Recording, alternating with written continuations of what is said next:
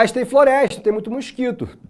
E aí a casa, o espaço que a gente vai casar, cobrou R$ 200 pra gente pra botar o fumacê, pra tirar ali os mosquitos e tal. Então, quem inventa isso é ele.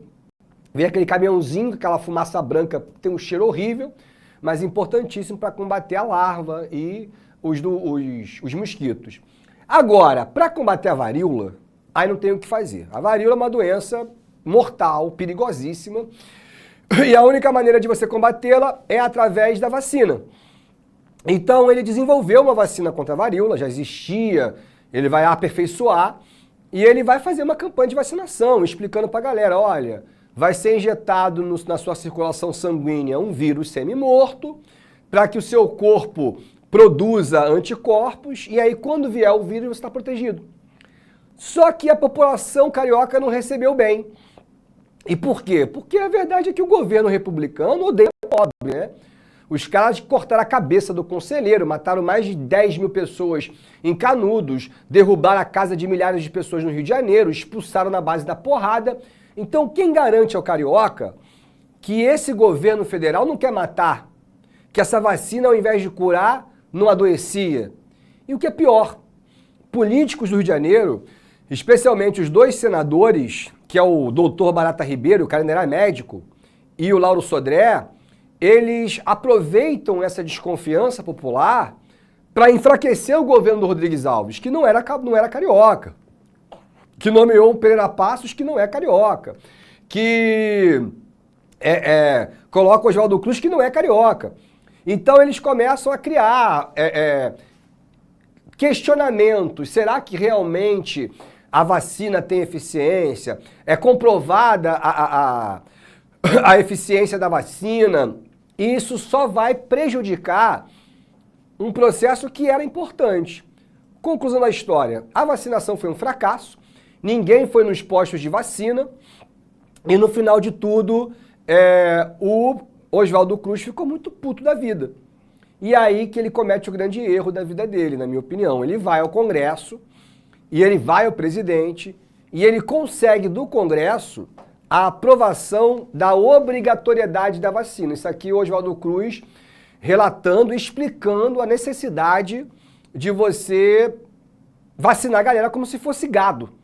E a partir da obrigatoriedade, aí, cara, não é exigir comprovante de vacinação. É a polícia arrebentando a porta da tua casa, entrando com um enfermeiro, agarrando tua mulher, tua filha e injetando uma agulha gigantesca, extremamente dolorosa, na base da porrada, na base da truculência.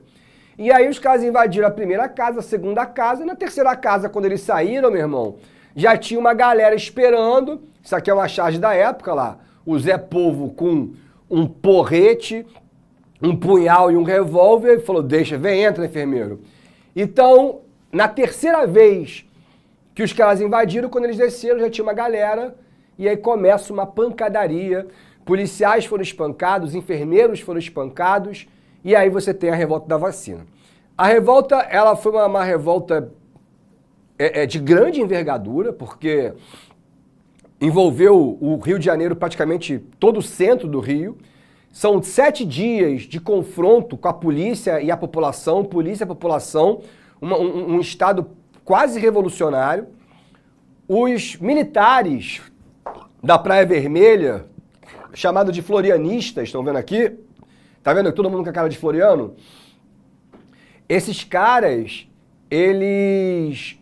Porque assim, a Praia Vermelha é uma praia pequenininha aqui do Rio de Janeiro, mas bem bonitinha. E ali ficava a escola militar. E esses jovens tenentes, eles queriam aproveitar o momento do tumulto para derrubar o Rodrigues Alves. Então, para muitos historiadores, esse já é a origem do movimento que eu vou te explicar semana que vem, que é o tenentismo. Mas, conclusão, foi muita briga, o Prata Preta, capoeirista brabo, vai fazer barricadas no Morro da Conceição, tipo, não vai deixar a polícia subir. A Marinha chegou a pegar navio de guerra e atirar com canhão no Morro da Conceição, assim, atirando com bala de guerra em bairro civil. E, cara, ainda assim não foi o suficiente para acabar com a revolta. A revolta só vai esfriar no momento em que o Congresso derruba a obrigatoriedade da vacina, entendeu? Quando o Congresso tira a obrigatoriedade, aí as coisas foram se acalmando, se acalmando, se acalmando, e aqui é a subida do Morro da Conceição, ó, reparem as barricadas, os piquetes, a ideia é não deixar passar ninguém, e ao final das contas vão ser algumas centenas de presos, reparem que muitas crianças, e cara, pior do que as prisões, sem dúvida alguma, foi o próximo verão carioca, que como ninguém se vacinou, você vai ter um número de casos de varíolas 10 vezes maior, vai morrer muita gente por conta... É ignorância, mas não é uma ignorância qualquer. É uma população traumatizada com um governo que sempre o matou. E irresponsabilidade dos senadores de querer fazer política com algo tão sério como a vacina. E quem paga por isso, no final das contas, é a população carioca, que vai morrer aos milhares por conta da varíola e outras epidemias, tá? Uma coisa importante é isso aqui, pessoal. Fiquem ligados que, assim, a revolta da vacina é contra a vacina? Não. A vacina, ela é o estopim.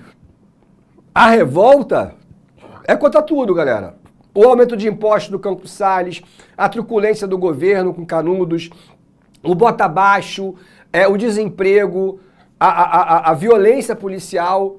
Então, diante de um Estado extremamente autoritário e repressivo contra as pessoas mais humildes, diante de tudo isso, a vacina foi só a última gota para transbordar o tonel.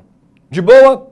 No último ano, isso aqui é Fiocruz, no último ano, os governadores de São Paulo, Rio de Janeiro e Minas Gerais se reuniram em Taubaté.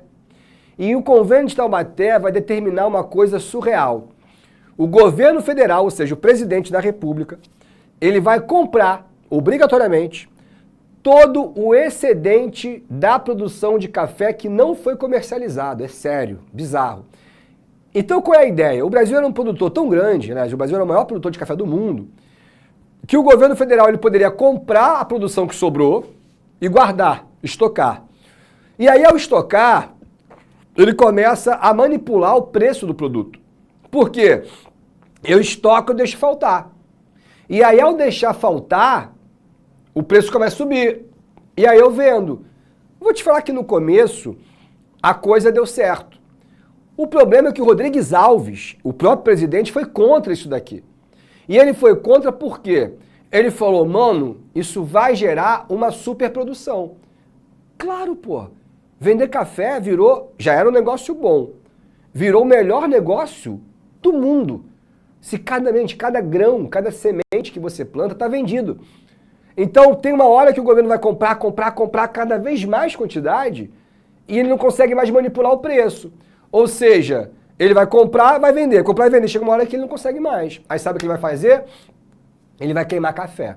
Então você pensa, se eu pego o dinheiro público e compro café, e aí eu pego esse café e queimo, eu garanto o lucro dos cafeicultores, mas eu distribuo o prejuízo com o resto da população.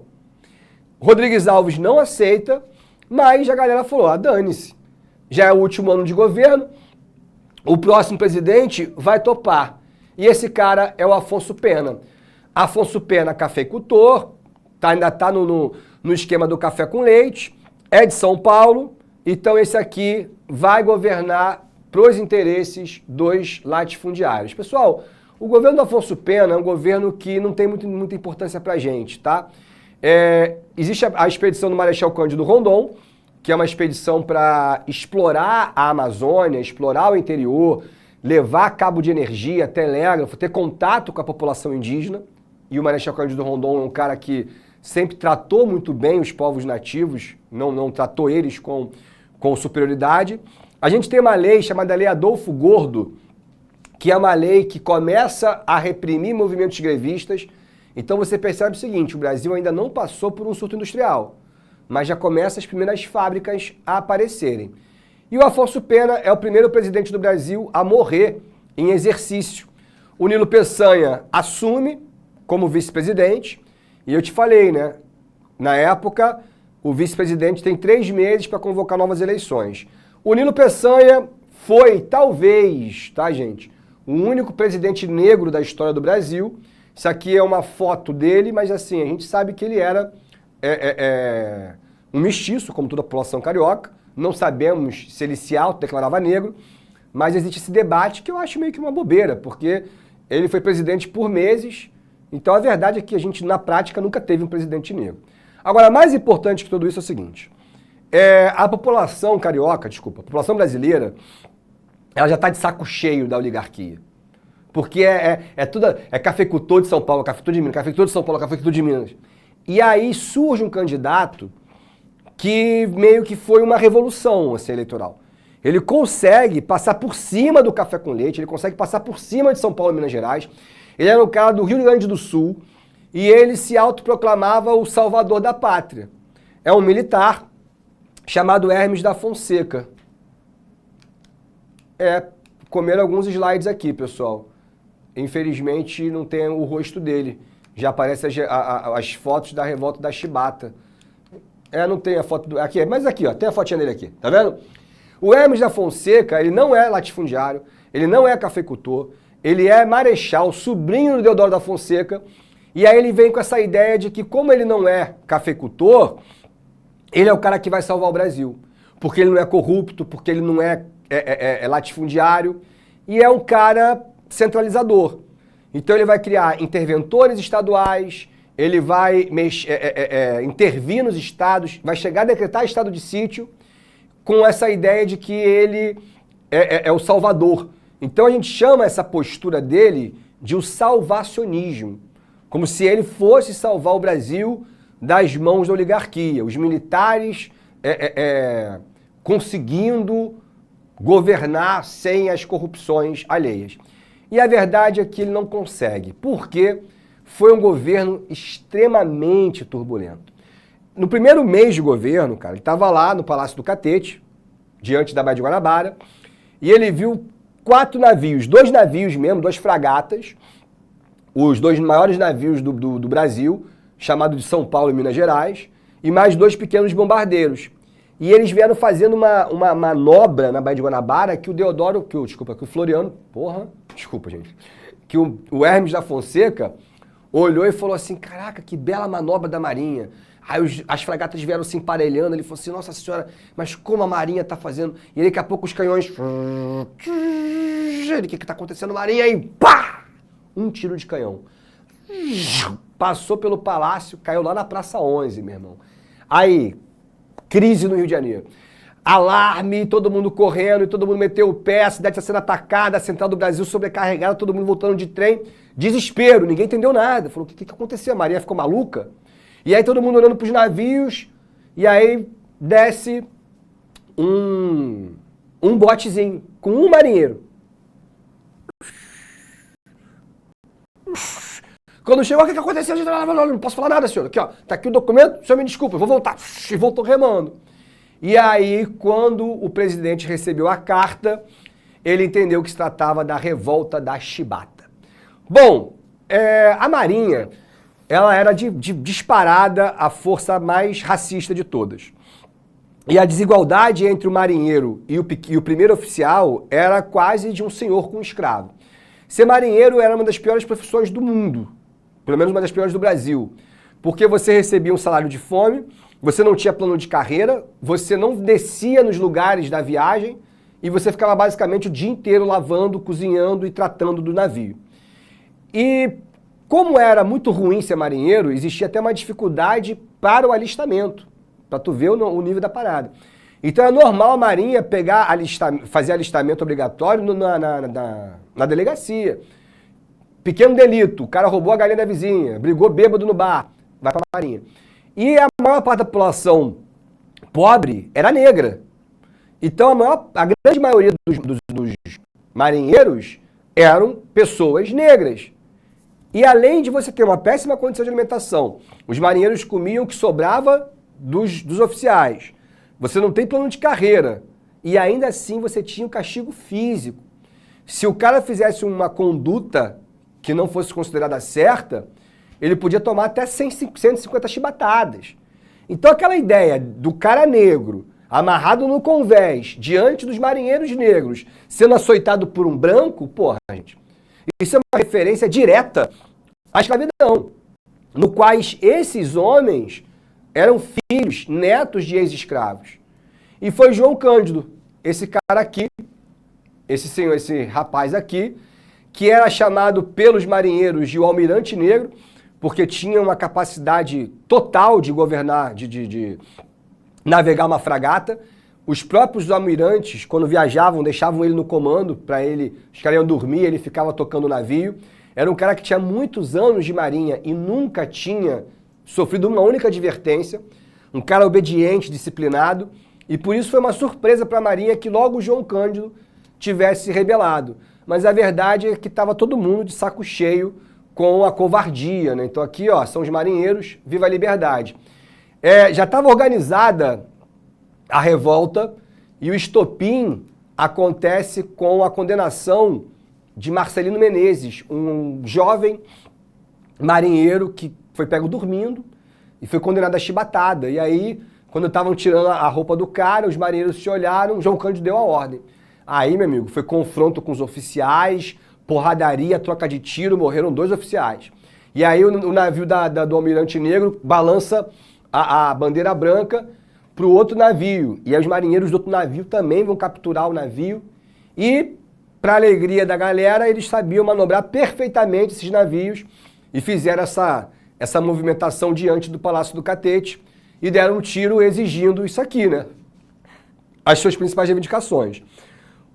O Hermes da Fonseca, presidente marechal, ele não queria cumprir as reivindicações. Porque ele queria lidar com esses caras como se fosse sublevação, tipo, insubordinação. Só que o Rui Barbosa, o mesmo cara do encilhamento, ele era senador. Ele perdeu as eleições para o Hermes da Fonseca. Então ele era um opositor ferrenho. E aí ele pega as reivindicações e joga para a imprensa. E gera uma comoção popular que torcia para os marinheiros. O Hermes da Fonseca chegou a organizar uma tentativa de captura dos marinheiros pelos fuzileiros. Só que os caras eram brabos. Chegava assim, 5 da tarde, eles saíam com os navios para alto mar e ficavam lá a madrugada inteira. E aí de manhã eles voltavam com as fragatas, a população carioca já acompanhava todo mundo, com a bandeirinha, não sei o quê. E aí depois de 7 dias, Hermes da Fonseca não teve outra alternativa a não ser aceitar as reivindicações. E essa história então poderia ter um final bonito. Isso aqui é a fragata do São Paulo e Minas Gerais. O João Cândido, nessa foto, ele está devolvendo, digamos, a chave do navio para o almirante. E beleza, vida que segue. Um mês depois, os fuzileiros navais se rebelaram na Ilha das Cobras.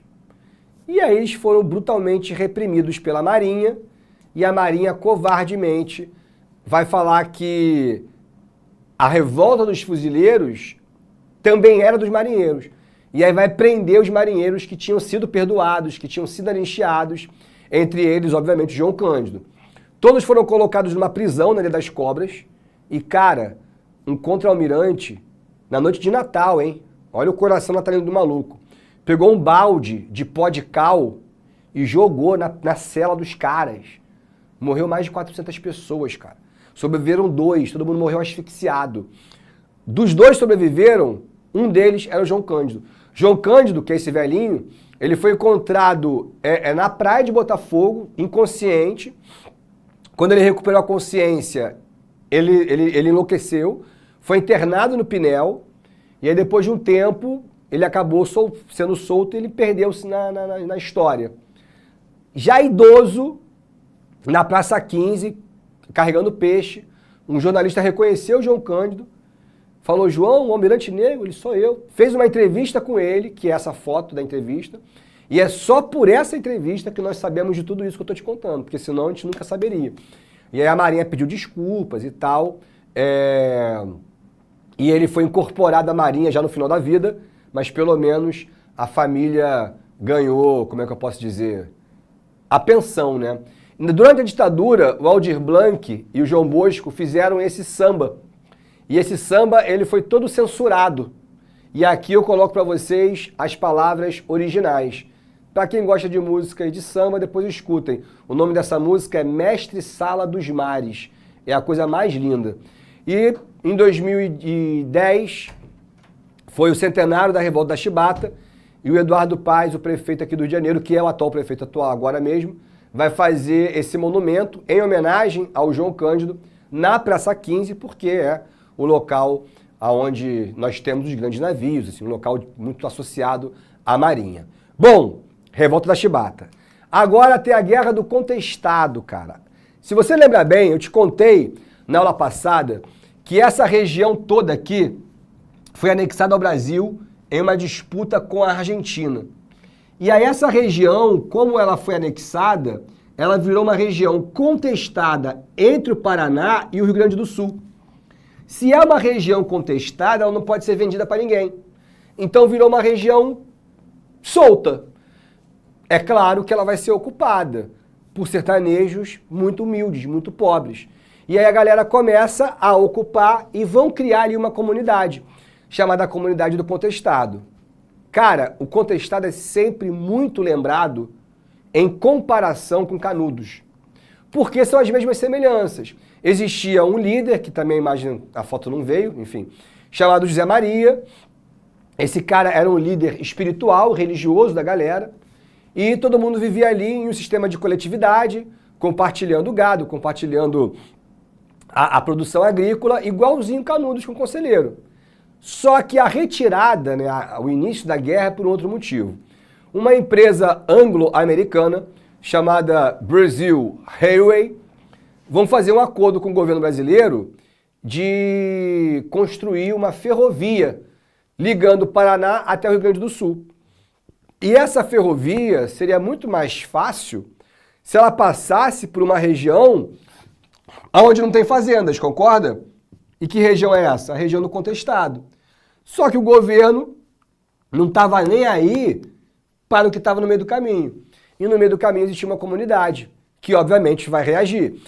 Então, primeiro a galera do Contestado assaltava o trem, depois desfazia a ferrovia, até o momento que as tropas do governo são enviadas e aí começa a Guerra do Contestado. Isso aqui é uma foto, uma das pouquíssimas fotos dos sertanejos do Contestado lutando contra as tropas do governo. É uma guerra que vai durar 4.000 anos, que deixou milhares de mortos. E até hoje a gente não sabe exatamente o número de mortos, porque os historiadores de Santa Catarina ainda encontram, cara, covas coletivas disfarçadas na floresta, porque o governo quis esconder o número de mortos.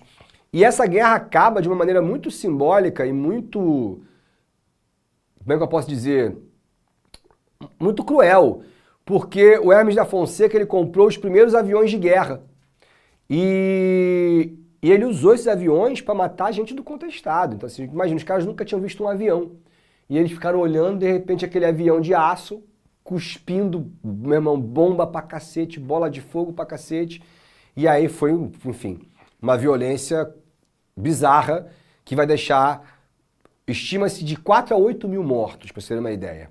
Mas, enfim, pessoal, isso aqui eu não vou falar com vocês, a revolta de Juazeiro do Padre Cícero, porque isso nunca caiu em lugar nenhum.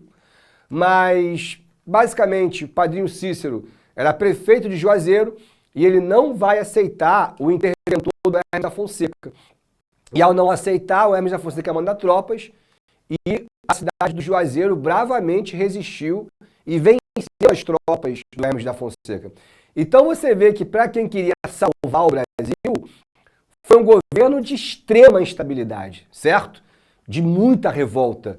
E para piorar ainda mais, a gente ainda vai ter o banditismo social, ou mais conhecido como cangaço. O conceito de banditismo social, pessoal, se faz da seguinte maneira. O que é o bandido social? Ele é uma coisa meio russoniana. Não sei se vocês me entendem. O que é uma coisa russoniana? O bandido social, ele é uma consequência da sociedade. Então, por exemplo, o traficante do Rio de Janeiro, ele é um bandido social. É um cara que nasceu numa favela, sem pai, sem mãe, sem família, desde criança cheirando cola, desde criança trabalhando pro tráfico, ele não tem alternativa. Ele não tem pra onde ir, a não ser pegar numa pistola e virar traficante também.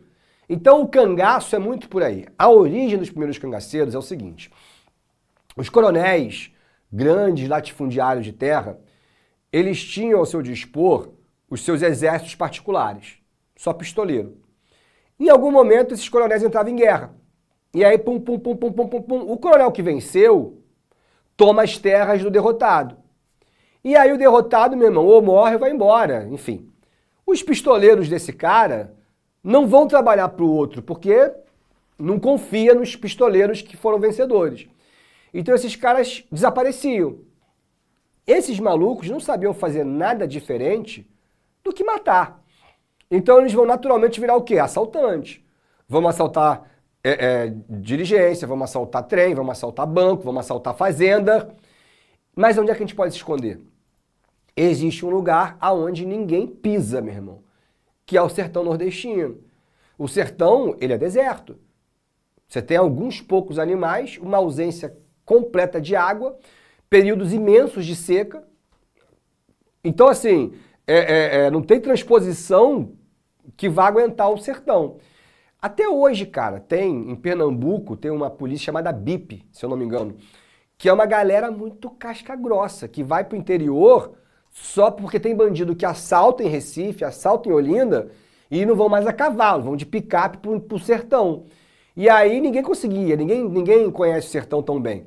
E essa galera do BIP, eles têm policial tal, mas tem o mateiro, que é o cara que vai abrindo trilha, e o rastreador.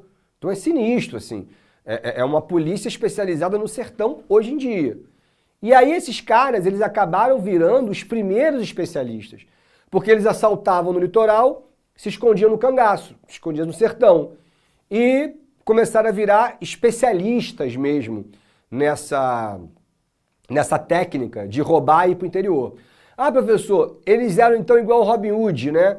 Eles roubavam dos ricos para dar aos pobres. Gente, não é bem assim também não. Também não vamos, né? É claro que existia uma ajuda dos cangaceiros para as pessoas mais humildes. Mas também existia muito por conta de ter colaboração para fuga, para se esconder.